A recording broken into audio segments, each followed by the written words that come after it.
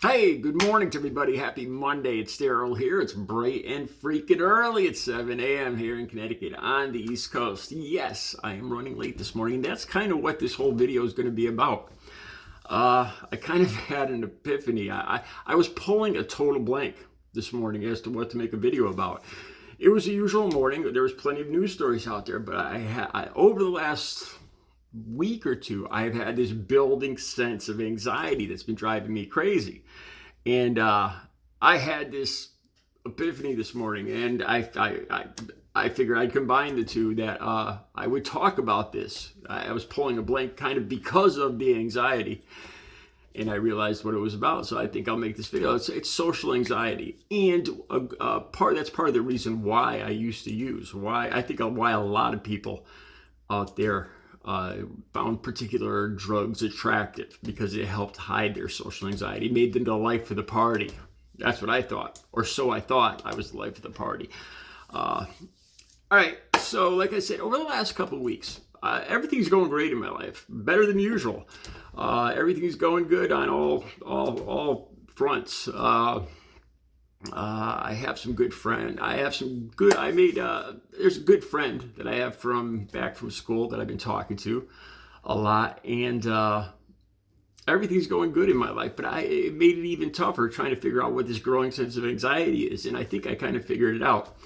My birthday's coming up this week, and I realized that's a big part of it. I started thinking back to the last 10 or 15 years since I've been clean and sober. And I told you guys I've had two serious relationships. And I started thinking back to those birthdays during those those two particular relationships. And all of a sudden I realized what had happened. Going back to that first relationship about 10 years ago, I would get in an argument with this girl that I had social anxiety, and I had a hard time getting used to going into restaurants, believe it or not. I was not used to going out and eating, not drinking, not using, just going out. And especially thinking about doing it, it would give me a lot of social anxiety. And it would get to the point where I didn't want to go. I would just tell this person that I was dating, this girl, I told her, it's my birthday. I'm going to do what I want to do. It's my birthday. I get to choose, and I don't want to go. And, and there was so much guilt too, because I felt blessed that I had somebody that cared about me, that wanted to do this for me. And yet I was reacting in this way. And then just in my last relationship with Audrey, I remember this was about 5 or 6 years ago. She talked me into going out to a restaurant, to one of the great pizza restaurants. I can't remember which one it is. We have great New Haven pizza restaurants here. And she talked me into it. But once we got there, she said, I have a surprise for you. She said, my whole family's coming here. They're going to be here in 5 minutes. And I just flipped out. I was like, what? And I reacted terribly. This is a big thing with people with social anxiety. It's a lot better if you have time to I know this sounds crazy, and I have a hard time. I feel like I'm crazy or ungrateful. But if you have more time to mentally prepare for a social situation, it's so much better. When something gets just sprung out of the blue, I get this feeling of panic and anger that I'm being put in this situation.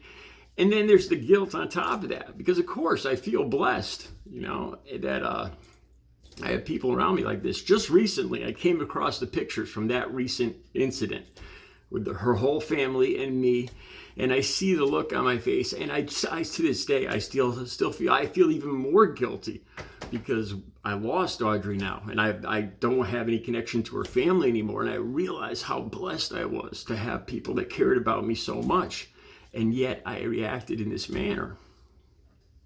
So fast forward to this week, and I have a feeling that this is coming up again. My family this time, it wants to take me out to eat, and I'm pretty sure there's going to be more people showing up than I'm aware of. It's another surprise situation, and this has been building anxiety, building up in me, like I said. And part of it is guilt, because I feel like I'm not reacting the way I should. I should be grateful, I should be happy, but yet I have this sense of impending doom just because my family wants to take me out to a restaurant. And I want to talk a little bit too about, I can still remember going to parties and some of the very first times I ever used. And I thought it was like I discovered a miracle drug, that I was the life of the party. I remember one of the very first time I used one of the particular substances from, let's just say a substance from Colombia. And, I was the life of the party, or so I thought. And that was one of the very first time, and that drug just seemed so attractive to me. It solved all my problems. It didn't just solve my problems, it reversed them. It didn't make me nervous. It made me, outgoing, and apparently, I still remember, this is back like in the college years, getting phone numbers or getting compliments from the girls there. Oh, Daryl's so funny, and this and that, and that just gave me more reason in my head to it pulled me in to thinking that these drugs could solve my problems, and they don't. That's it today. I'm 16 years clean, and I still have these reoccurring anxiety issues. It's not really the social situation. It's just the time leading up to it where I don't know what it is. I'm not nervous. I love the people that I'm going to meet, and it makes you almost feel guilty, or that I'm a weirdo or something. And I know there's plenty of other people out there that have this same thing, this social anxiety disorder. And there's an aspect, there's a part of guilt to it, because I feel like I'm not reacting like I should. Like I'm ungrateful or antisocial or something like that. And I realize now that's not the case. So people out there that have family or friends, if you have family or friends that have social anxiety, if they're not that comfortable in social settings, don't try not to surprise them with these kinds of things, like surprise birthday parties, because it's really not a gift. It's really not people with social anxiety don't take it well. We really don't. It's better if we have time to mentally prepare. I know it sounds crazy, but that's how I feel. That's how a lot of people with social anxiety feel.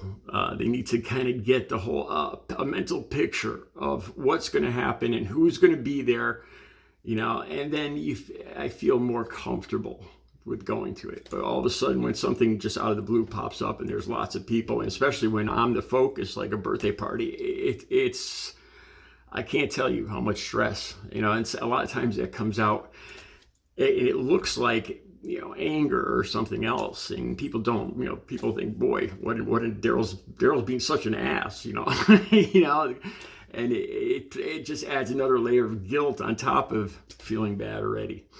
So that's my video today on social anxiety. Let me know what you guys think, if any of you have similar situations. Have a good Monday.